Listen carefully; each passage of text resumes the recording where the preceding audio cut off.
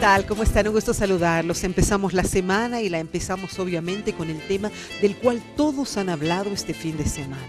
En diferentes lugares que he estado recorriendo, tantos restaurantes como reuniones familiares, de amigos, en fin, una sola temática: Trump. Y Trump desde sus bizarras decisiones que se han ido tomando en el transcurso de estos días. La semana pasada nos habíamos dado un tiempo para poder sentarnos y analizar a este personaje y sus medidas. Sin embargo, nos quedamos chicos porque ese mismo día que analizábamos el tema, él firmaba nuevos decretos donde, bueno, tomaba decisiones increíbles en un siglo XXI donde realmente se suponía que los seres humanos éramos más tolerantes, más concertadores, con menos límites, con más apertura. Pareciera que Estados Unidos, por lo menos, y su gobernante están definitivamente de retro. Para hablar de ese tema, doy la más cordial bienvenida a un amigo de siempre, defensor de derechos humanos, nuestro ex defensor del pueblo, y creo que en este momento ideal para que puedas ayudarnos a entender porque se están violando muchos derechos. Waldo Albarracín, actual rector de la Universidad Mayor de San Andrés. Hola Waldo, bienvenido. Gracias, Verónica, un cariño saludoso, un saludo caluroso, cariñoso, un caluso saludoso para ti. ¿Cómo es eso? ¿No? Igual nuestro distinguido amigo del Pozo. En shock estarás, impactado con todo lo que estás viendo, un hombre que ha luchado por años por los derechos humanos, por lo que hace lo que va a mejorar a nuestra raza, nuestra etnia, nuestros pueblos. Yo creo que Trump nos está desnudando una idea que estaba muy encubierta, que hay muchos Trumps, sí, en Europa, sí, en los propios Estados Unidos, en Latinoamérica, y que esos Trumps encubiertos, lo que pasa es que manejan doble discurso, pero no son tan frontales como él. Correcto. No estoy diciendo que lo que él hace está bien, pero lo que me refiero es que es mucho más frontal, más abierto en su forma de pensar y actuar, incluso en sus exabruptos. Pero acontece, por ejemplo, en Francia, en Austria, en Italia, las tendencias ultraderechistas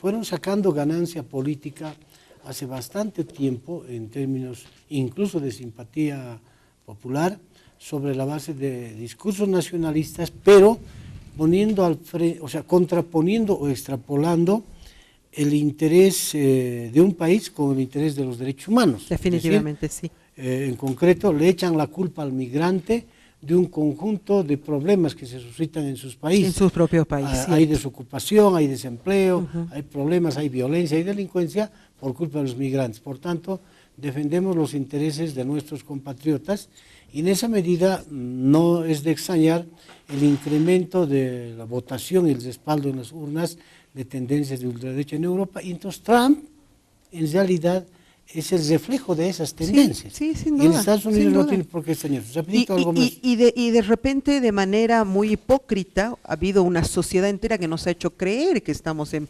franco crecimiento, franca evolución, tenemos otras ideas, mucha más amplitud y probablemente no sea real. Sigo saludando y doy la más cordial bienvenida a nuestro abogado, pero él experto en temas diplomáticos, experto en temas internacionales, el doctor Álvaro del Pozo. Qué gusto tenerte, Álvaro, bienvenido. Te vuelvo a convocar porque este tema realmente llama. Verónica, un gusto como siempre. Waldo, Franco, un placer estar con ustedes. Como tú lo decías al principio, si ha logrado algo este señor Trump en más de una semana de gobierno, es tenernos a todos esperando qué decreto va a firmar hoy día, ¿verdad? Ha logrado, es un hombre experto en marketing, un experto en imagen, por lo tanto, uno de los talentos que se ha notado durante la campaña lo está poniendo en práctica, lo que quisiera decir también, que hay una coherencia entre el discurso, sí, y los decretos ejecutivos, ¿verdad? Eso en teoría estaríamos en otro país del mundo, normalmente el ciudadano pide que cumpla el político lo que ha dicho. Es todo lo contrario. Aquí estamos pidiendo, por favor, no cumpla lo que ha dicho, en el sentido de que parecía una aberración toda esa oferta, pero lo está llevando a decretos ejecutivos, pero creo que en la charla será interesante profundizar si realmente todos estos decretos tienen medidas muy prácticas o que en el camino se van a ir posicionando a una racionalidad, ¿verdad? Ojalá sea así, Lo Dios podemos. quiera que Dios te oiga. Franco Gamboa, también experto en temas internacionales, sociólogo, ¿cierto? Y te agradezco mucho por estar acá en el programa. Bienvenido. Muchas gracias, Verónica. Un saludo a Álvaro, al señor rector, Waldo Albarracín. Y bueno, el tráfico, en este momento hay un bloqueo bárbaro aquí en la Camacho. Y te pido disculpas. Para variar, porque, digamos, porque aquí es todos los días pero lo mismo. el tráfico es un dolor de cabeza en Ha este momento llegado en el como centro. siempre, justo a tiempo, en el momento preciso. Muchas gracias. Me llama la atención tantos temas para reflexionar. El hecho, por ejemplo, de que en los medios de comunicación como que estamos quedando fuera, el Senado como que está quedando fuera, todo ya es por Twitter, por decreto, es otra era. Pero permítame, por favor, hacer una reseña de pronto de lo que ha significado todo este tiempo, toda esta esta última semana con los primeros decretos de Donald Trump, las formas en que tuiteaba y retuiteaba y lo que iba sucediendo hasta este instante en el que estamos ya en un momento coyuntural. Adelante, por favor. Justo cuando una comitiva presidencial, integrada por el secretario de Economía y el canciller mexicano, se encontraban en la Casa Blanca para tener, por primera vez, reuniones de alto nivel con el equipo del presidente estadounidense, sorpresivamente, Donald Trump firmaba 2 decretos en materia migratoria, uno de los cuales daba luz verde a la construcción del muro en la frontera con México. A nation without borders is not a nation. Una nación sin fronteras no es una nación. A partir de este día, Estados Unidos vuelve a controlar sus fronteras, vuelve a tener sus fronteras.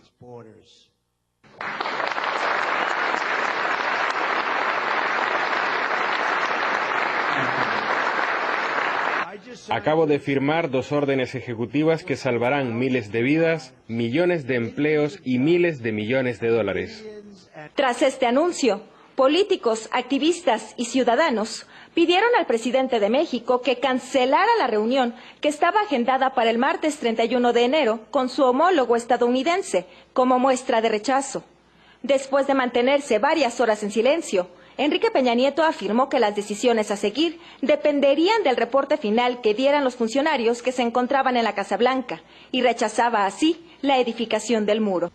A la mañana siguiente, Donald Trump asombró cuando vía Twitter responsabilizó a México de su déficit comercial a consecuencia del Tratado de Libre Comercio y reiteraba que si no se pagaba por el muro, lo mejor sería cancelar la reunión programada con Enrique Peña Nieto. Pocas horas después, el presidente mexicano comunicó vía Twitter la cancelación de tan esperada reunión. Las reacciones se dieron tanto en redes sociales como en las calles. Yo creo que Peña se tardó en cancelarla. La debió haber cancelado él mucho antes, porque Trump la canceló primero en realidad. Entonces se tardó, pero qué bueno que la canceló. Yo pienso que sí debe de tener esa reunión y apoyar al país. Y realmente pues, debería de poner una postura de México, ¿no? Literalmente acerca de todos los, el Tratado de Libre Comercio, lo del muro y en sí pues, la economía de México, ¿no? Pues que fue lo mejor, ¿no? Para el país, porque hemos sido agredidos cada vez que este señor manda un tuit, nos agrede y nos agrede. No necesitábamos que él la cancelara, más bien el presidente tenía que haber cancelado. La guerra de declaraciones, que había mantenido a Twitter como su escenario central, escaló hasta una llamada telefónica entre ambos mandatarios, de la que oficialmente se informó se habían reconocido las mutuas diferencias sobre el muro y que se había convenido, por el momento, ya no hablar públicamente de este controversial tema. Aunque Donald Trump sugirió que el muro se reembolse con una tasa del 20% a las importaciones de México, la única certeza, por ahora, es que la planificación del muro ya ha comenzado, sin saber realmente quién terminará pagando por él.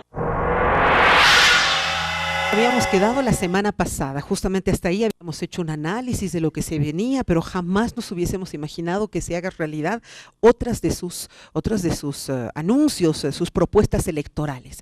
¿Qué opinas, Franco, hablando de este tema, el muro, las decisiones de tema inmigratorio y sobre todo, a mí me llama la atención eso de ahora ya funcionan por Twitter?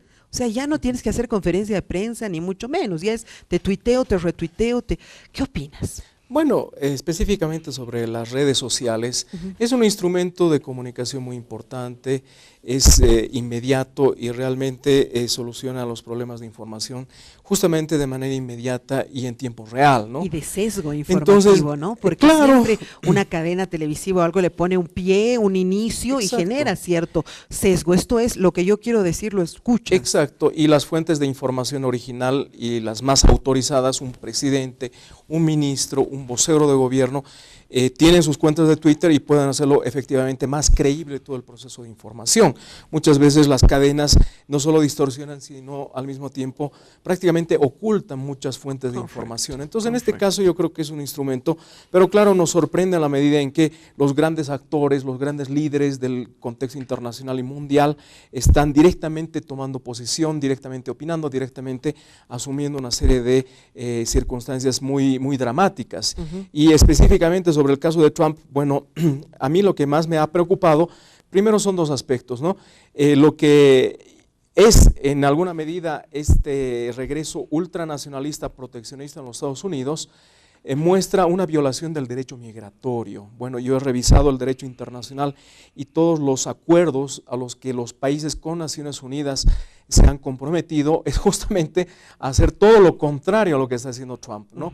No cerrar las fronteras porque en una situación de crisis humanitaria, por ejemplo la guerra en Siria u otros conflictos, incluso desastres naturales, los países en el contexto internacional han suscrito acuerdos muy importantes para proteger el derecho humano de los exiliados, de aquellas personas que escapan de los desastres naturales. Pero sobre el muro, porque vamos a ir enseguida. Sí, sobre el muro definitivamente está violando el derecho migratorio, ¿no? Porque no puede decir muy bien, terminó la era del libre mercado, se levantan o se vuelven a colocar barreras arancelarias y no entra nadie más.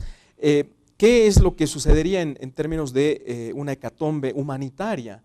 Efectivamente, de los Estados Unidos hacia México y viceversa de México a Estados Unidos, la gente tiene derecho a escapar, ingresar a otro país, etc. Entonces, levantar el muro, mantener esa visión etnocéntrica ya del poder blanco en el caso de los Estados Unidos es muy lamentable. Pero los gobernadores de California, el alcalde de Nueva York, muchos políticos latinos nacidos en Estados Unidos que hacen política, son representantes en el Congreso, han emitido un criterio totalmente en contrario. Y muchos jueces, ¿no?, también con la norma inmigratoria que está violando estructuras jurídicas que han tardado mucho tiempo en ser consolidadas, reglamentadas, pero al mismo tiempo en una orientación de justamente no integración de mercado solamente, sino de protección de los seres humanos en el contexto mundial. Ahora juega con un poco el tema de México, ¿no? Les dice, ustedes tienen que pagar, luego obviamente el presidente mexicano, actor de telenovela parece, le dice no vamos a hacerlo, luego inmediatamente pone un arancel del 20% superior para todas las importaciones mexicanas y él estaría garantizando de alguna manera que se pague. Ahora mi pregunta, yo a veces me cruzo con cables y digo, es tu país, tú puedes poner a tu país fronteras, ya le pusiste límites, puedes ponerle también una barda para que nadie ingrese, o se están realmente violando los derechos, no sé, nuestra Constitución dice libre transitabilidad y ahorita hay un bloqueo en la Camacho, por ejemplo, esas contradicciones. ¿Qué pasa? Se está desnaturalizando ese derecho que tienen los estados de decisión soberana para definir quién entra o ingresa a su país. Pero eso es por razones específicas, ¿no? Si no, no tendría por qué existir visas, ¿no? Claro. Justamente la visa es el testimonio de ese derecho soberano que tiene cada estado de controlar el ingreso a su territorio. Pero todo ese derecho siempre fue compatible con el derecho internacional de los derechos humanos, donde está de por medio el derecho de los migrantes. Entonces, hay un derecho de los migrantes. Claro, pero Estados Unidos lo ha practicado hasta hace poco, hasta antes de Trump, recibiendo una cantidad de personas en condición de refugiados políticos, y no solo de Cuba, por su propio interés específico, sino justamente de Medio Oriente, etcétera.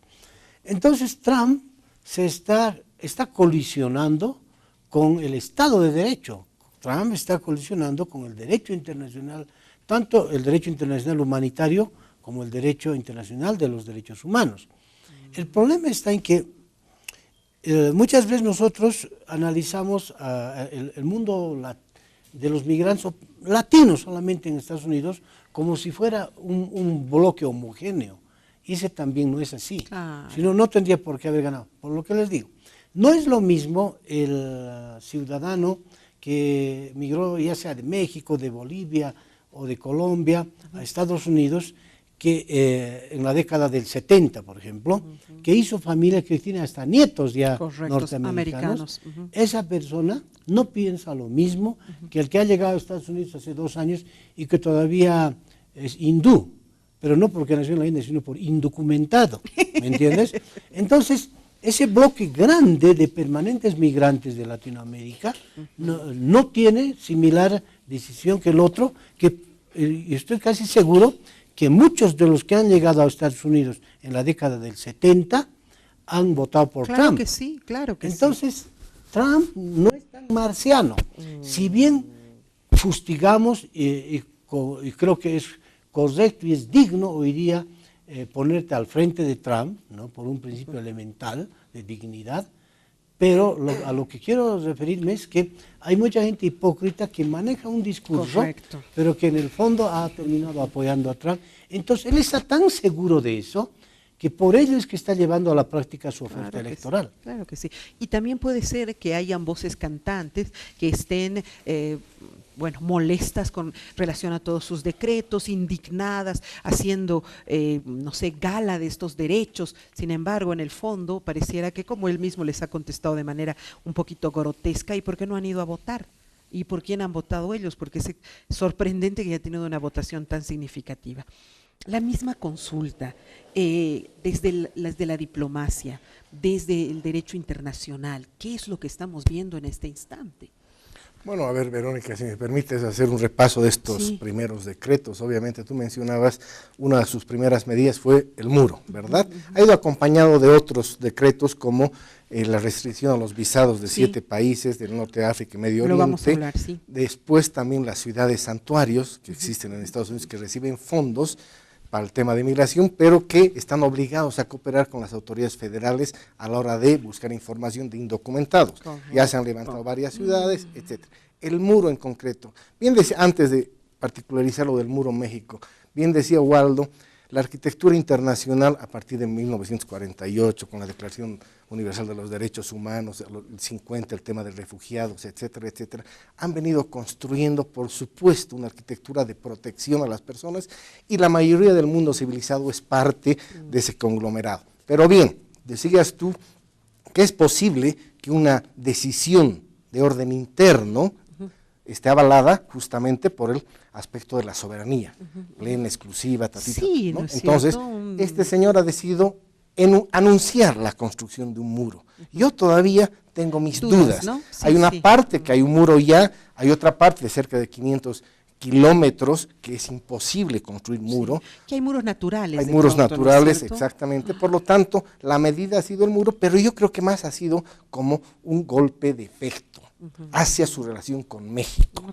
Es decir, Trump para mí ha identificado unos enemigos internos y unos enemigos externos. En los enemigos externos, México y el mundo árabe. El mundo árabe. Musulmán en internos, particular, ¿no? Los mexicanos, obviamente, y los ciudadanos que provienen de estos países. Por lo tanto, creo que todavía vamos a seguir debatiendo sobre la construcción de este muro. Se necesitan recursos que se aprueben en el Senado, en el Parlamento, en el Congreso americano. Por lo tanto, yo creo que la mayoría de las medidas que se han tomado en estos días tienen sobre todo un golpe de efecto. Ok, qué bueno. Sin embargo, así de, sí, puede ser que sean solamente con unas medidas para demostrar que le está entrando aquello, pero hay gente que ha quedado paralizada en aeropuertos y lo vamos a hablar la próxima media hora. Sin embargo, permítame, por favor, presentar la respuesta de Peña Nieto, que de hecho a mí siempre me ha desagradado un caballero que tiene un estilo de actor de telenovela, que me parece que está fungiendo un papel y no que realmente está comprometido con su país, un lenguaje corporal realmente, bueno, no vale la pena hacer un análisis, ahora lo haré con los psicólogos para poder reflexionar sobre un sujeto que mire cómo responde a Donald Trump. Buenas noches. Este día el presidente de los Estados Unidos firmó 2 órdenes ejecutivas relacionadas con nuestro país.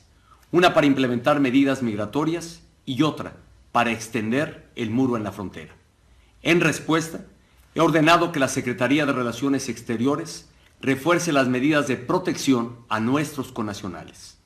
Los 50 consulados de México en los Estados Unidos se convertirán en auténticas defensorías de los derechos de los migrantes. Nuestras comunidades no están solas. El Gobierno de México les brindará la asesoría legal que les garantice la protección que requieran. Convoco a los legisladores y a organizaciones de la sociedad civil a que sumemos esfuerzos para respaldarlas y apoyarlas. Donde haya un migrante mexicano en riesgo que requiera nuestro respaldo, ahí debemos estar. Ahí debe estar su país.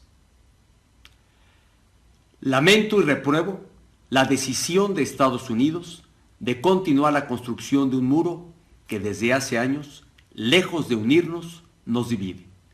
México no cree en los muros. Lo he dicho una y otra vez.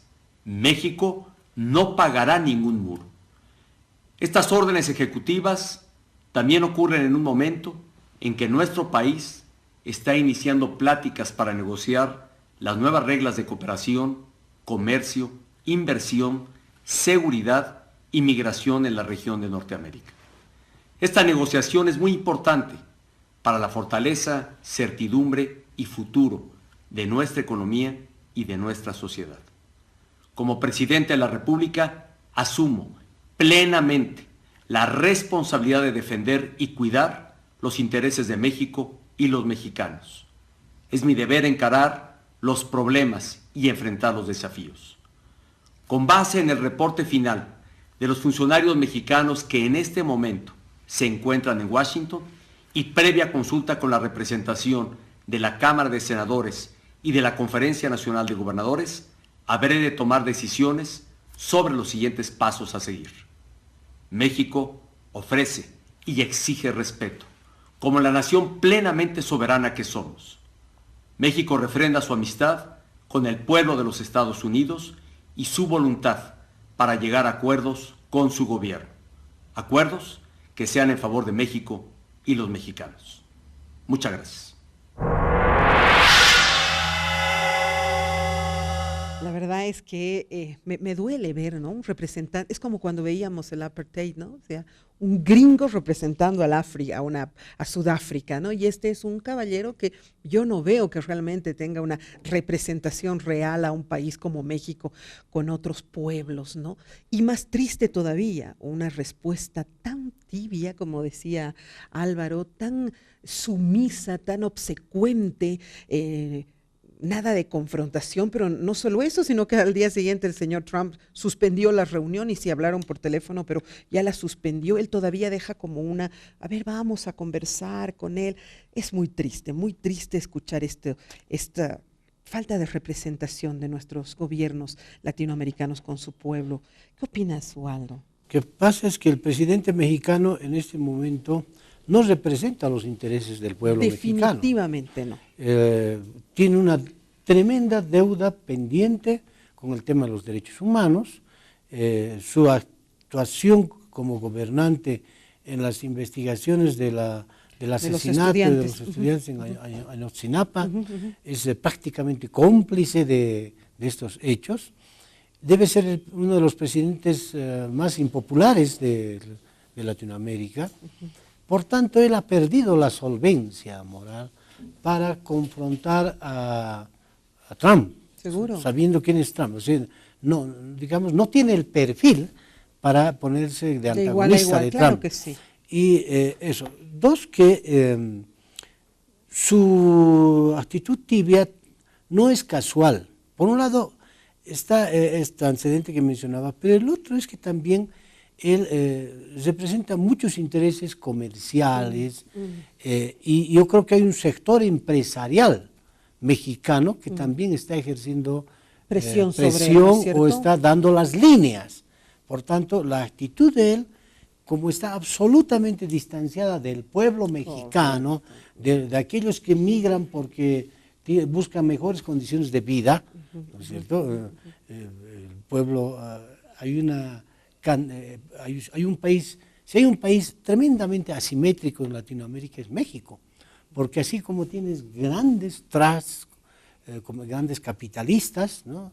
Pero tienes gente hundida en la miseria que sobrevive todos los días con unos míseros centavos. Entonces, reitero, es que a veces nosotros analizamos México por sus telenovelas, por sus películas. Que son exactamente lo que es este señor, una Claro, representación claro, absolutamente teatral, ajena, falsa de lo que es México. Te juro que cuando yo llegué a México pensé que iba a ver lo de la telenovela, Claro. y era tal cual llegar a la Buenos Aires. Así ¿No es. es cierto? Entonces es otro Incluso- planeta de incluso gente. étnicamente. ¿no es Somos cierto? idénticos. Cochabamba, Somos como los mexicanos, pero esa gente no está pues en los programas. Es decir, el rostro mexicano es completamente distorsionado en la pantalla. Totalmente. Porque ahí te llevan a sus élites, en fin, para mostrar otra estampa de un pueblo verdadero. Y además es muy racista también. Exactamente. Y muy, Es así como pasa en otros lugares. Pero entonces, en esa medida, por los dos factores.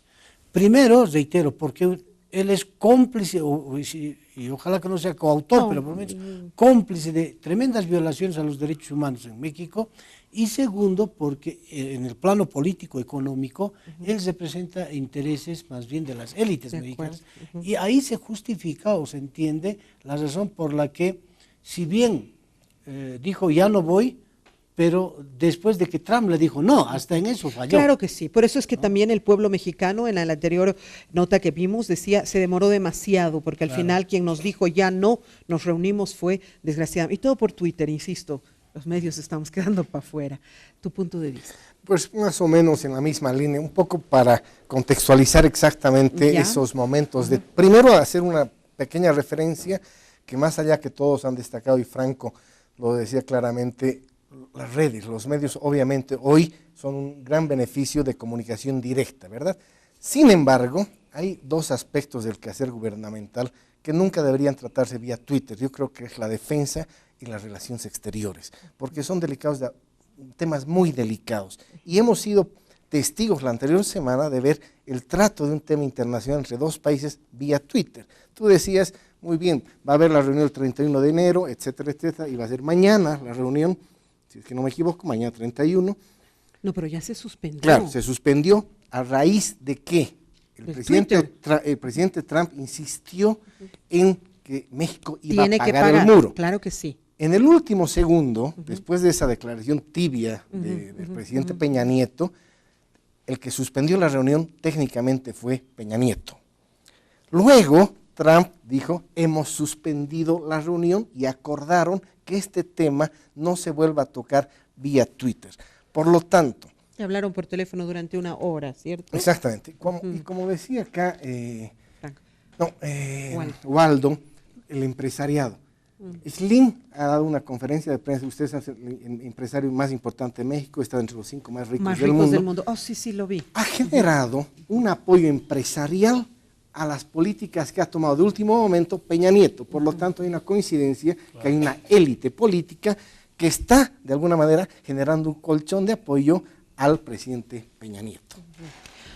Te voy a poner al final del programa un video que usted me llegó ayer al grupo de Diosas y es de una asambleísta del MAS, pero un video precioso que lo vamos a poner al final del programa. ¿Qué dices, por favor? Porque creo que esta es una jugada del tira y afloja, pero que también México tiene un respaldo interesante de otras empresas, de otras firmas, de todo un poco para poder sostener y hacerle frente, o está tan en desigualdad de condiciones. Está en desigualdad de condiciones, primero por el factor económico. Yo quisiera concentrarme en la desaparición del NAFTA, sí, porque debemos recordar la reacción del primer ministro canadiense. Canadá depende de sus exportaciones, en un 73% dependía del NAFTA. Lo propio México, más del 70% de sus relaciones comerciales en México dependía del Tratado de Libre Comercio de Norteamérica con Estados Unidos y Canadá. Al deshacerse eso, está en serias condiciones económicas el empresariado, de ahí la reacción de Slim y los mexicanos. Es decir, claro, los mexicanos han reaccionado más, digamos, por el lado sentimental, emocional respecto al muro y las políticas migratorias, pero el problema económico, Peña Nieto no hubiera cancelado probablemente la reunión con Trump de no ser que salió este asunto del muro, pero económicamente era necesario que él visite. Él estaba prácticamente obligado a visitar para resolver el problema de la desaparición del NAFTA. El primer ministro canadiense dijo, a pesar de que económicamente nosotros realmente dependemos demasiado del Tratado de Libre Comercio, podemos de alguna forma administrar mejor la crisis debido a la enorme diversificación de nuestra economía y de las condiciones justamente de exploración petrolera en el océano, ¿no? Entonces, él ha declarado abiertamente eso. Mientras que México, al parecer, está en esa disyuntiva, porque estaban incluso, según algunos artículos de prensa de los analistas internacionales en materia de economía, tentados en la posibilidad de mantener una relación bilateral del NAFTA solo con Estados Unidos, pero ahora se complica más. De todos modos, es irónico también porque la desaparición del NAFTA siempre ha sido una demanda del conjunto de las fuerzas de izquierda y de las economías latinoamericanas. Es decir, nosotros siempre hemos cuestionado primero la influencia negativa de los tratados de libre comercio para abrir las fronteras, bajar los aranceles y poner en desmedro a nuestras economías. Segundo, siempre habíamos considerado que los tratados de libre comercio podían afectar definitivamente las condiciones de desigualdad en términos de intercambio. Entonces, lo que está haciendo Trump ahora debería ser celebrado por todos nosotros. Lo que está haciendo Trump en materia de proteccionismo debería ser aplicado también por todos nosotros, que habíamos reclamado desde 1994 justamente la desaparición de los tratados de libre comercio, pero parece que no es así. Es decir, muchos otros presidentes en América Latina, etcétera, sobre todo con la desaparición también del acuerdo transpacífico, están de alguna forma en capilla ardiente, porque están viendo desaparecer un mercado enorme que de pronto no van a poder cubrirlo con otras posibilidades de integración económica dentro de América Latina y sobre todo con Europa o la China. La China desde luego ha manifestado sus opiniones absolutamente neoliberales en contra justamente de esta actitud de Estados Unidos proteccionista, ¿no? Entonces yo veo esta dinámica económica, ¿no? Pero para que reflexionemos sobre la desaparición del NAFTA, que en el fondo lo hizo un derechista extremo cuando esas reivindicaciones ya estaban en América Latina desde el 94.